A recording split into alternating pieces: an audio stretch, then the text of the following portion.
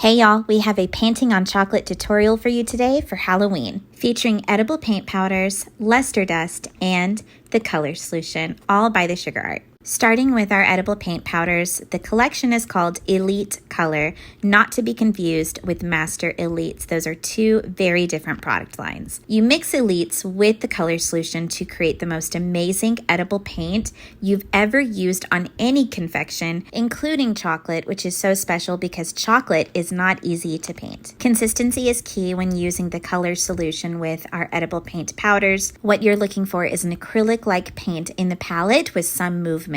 You don't want it too thick because the powder will gather, but it can't be too thin either or the paint will be translucent. One drop of color solution goes a long way, and so does painting with powders. We have many blogs on this topic, and I will link them all below in the caption, including all of the products used in this video. Elite painting powders are a matte finish, so it's really fun to take a comparable sterling pearl, which is our 100% edible luster dust, and to dust it on top of the matte paint to give it a shimmery, detailed finish. By adding the luster dust to a few details of your painting, it really highlights some of the more special parts of the confection. Kind of like this little ghost's bow tie. This is Tiger Lily Orange, which is the perfect tone for Halloween, and I went back with orange sterling pearl to give it a little bit of shine. Now this was my favorite ghost to paint because it's a cute little girly ghost, but also Camellia painted beautifully. Camellia is an edible painting powder from the Elite line, and I also use the same tone on all of the ghost's cheeks. I just love how this color came out. I went back in with pink sterling pearl, and it really made her bow pop with sparkle. Now for this last ghost, I want to answer some questions that may come up. I am actually using our painting brush set on thesugarart.com. It has a wide array of sizes of brushes down to detail, fan, and dusting brushes. If you need a starter set, that's perfect. Now let's talk about luster dust for a second. With sterling pearl, you can actually just dust sterling pearl straight onto chocolate, but we also have a blog specifically devoted to luster dust on chocolate and how to get the super high shine finish, and we have a color solution hack for you, so check that link below. For this project, since I was first painting edible paint powder on the chocolate, I had residual moisture from that color solution,